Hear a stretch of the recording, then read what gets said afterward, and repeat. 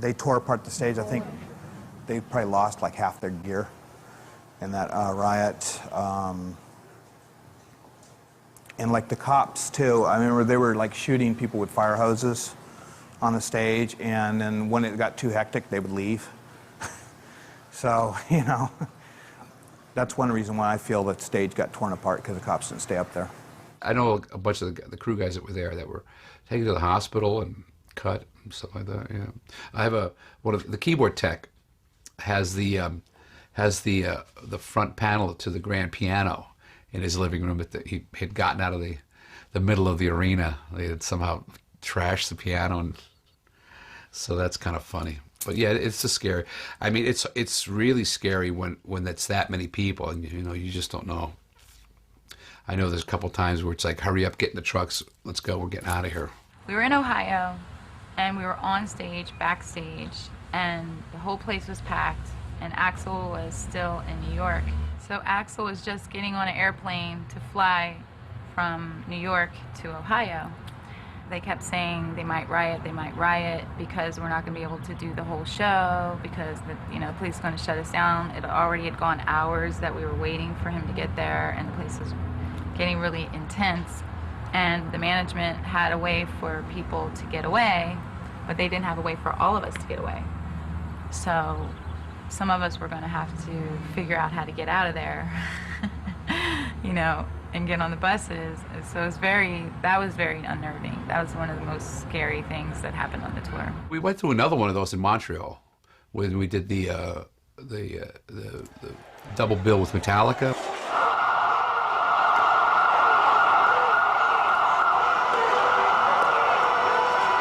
What did they hit you with? With the baton. Like went by us. They just came running up. We were like hugging that pole. We were like hugging the pole. Like, were you guys throwing rocks? No, we were standing behind the pole so we wouldn't get hit.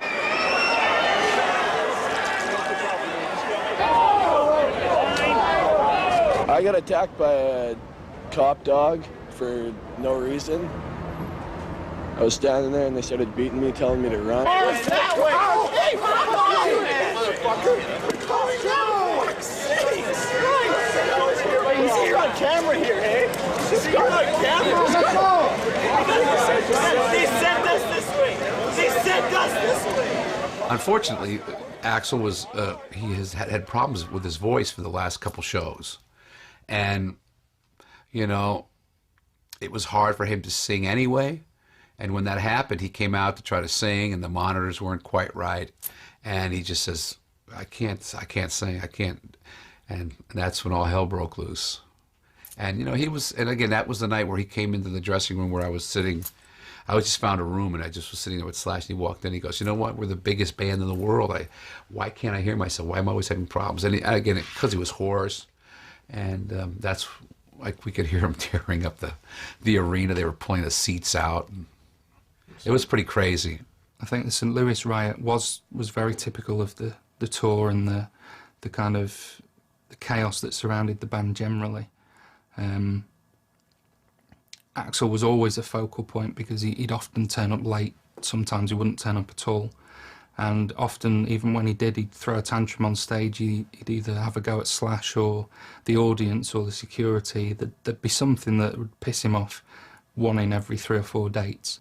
I feel personally that the main reason that Axl Rose was allowed to run riot and out of control to become who he is today was because the other members of the band, I mean, I'm talking about the end of the 80s, beginning of the 90s, when they had the chance still to rein him in, decided to deal with Axl by compromising. He wanted something, they gave it to him. So he wanted more, so they gave it to him. So he wanted yet more, so they gave it to him.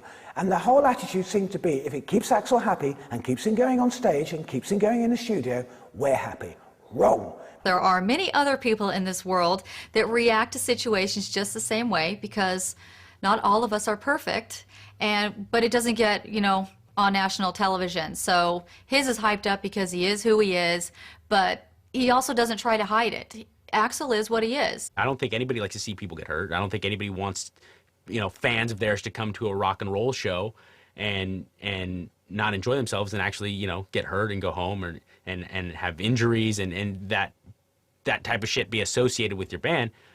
But at the same time, I think it is par for the course. If it wasn't going to happen on stage, it was going to happen backstage. Man, that's a rock star. We don't see rock stars like that anymore.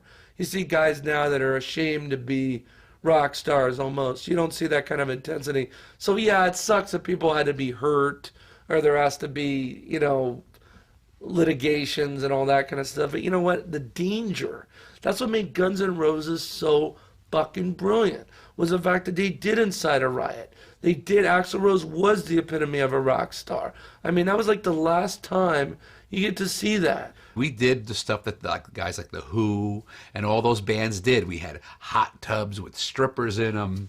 We had theme nights. You know, we're in Indianapolis, and they bring in an indie car with indie girls, and you know, they put the yellow rope around it. So, I mean, we had one. Oh my God, we had one party where it was a Roman toga night, and they had these guys, these bodybuilders dressed up with oiled up and carrying around a roasted pig. What I understood was they had a thing with women, of course, and women were always around, and they loved, you know, being with women. And so when they decided to bring 5 women on the tour, some of the management was a little bit afraid, and so they made sure that they understood, you know, these lines, you know, to be drawn between the women you work with and the women that you just play with. And Slash actually said, I have a rule that I don't sleep with women that I work with. I was amazed by some of the people. They could party and just keep going. I couldn't figure out that part out, but they had it in them. Just party, do another show, party, especially the crew having to put up a huge show and tear it down and go to another city, put it up the next morning, and still partying. It's a rock and roll spirit. It's a rebel spirit. It's what all it's supposed to be about. And we're definitely lacking that in 2007.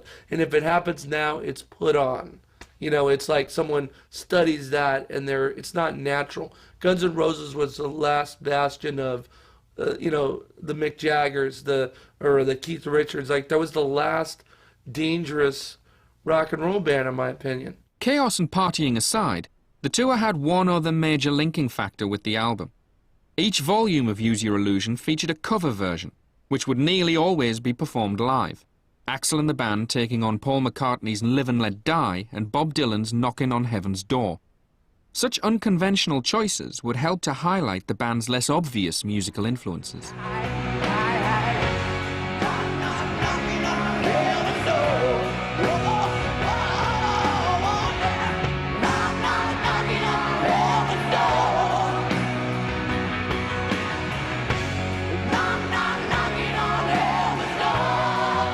Knocking on Heaven's Door, I love the way they covered that song because they do it in the right way. If you're going to do a cover, make it your own, but also show respect to the original artist. And they did that with Knocking on Heaven's Door. It's almost as if, you know, these guys who you used to think spent all their time in hell are now knocking on another door.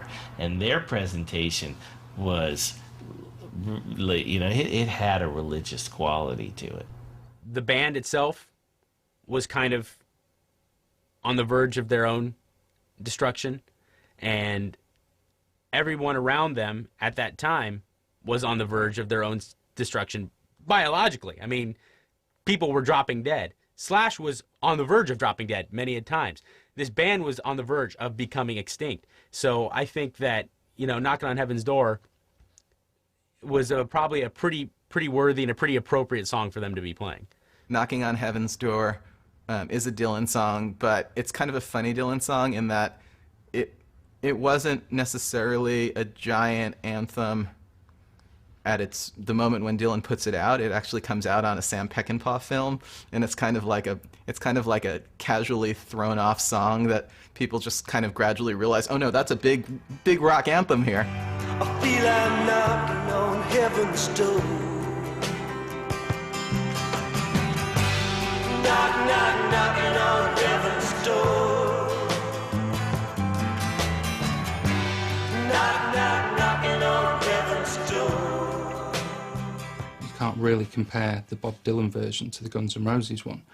They're both brilliant in their own way, but they did something a lot of bands couldn't do and made that song their own.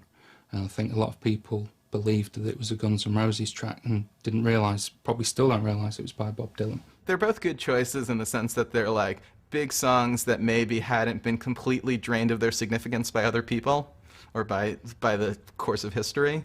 So and they work in concert, and they do one of the things that I think the Guns N' Roses audience wants, which is for the band to kind of connect back to the history of classic rock.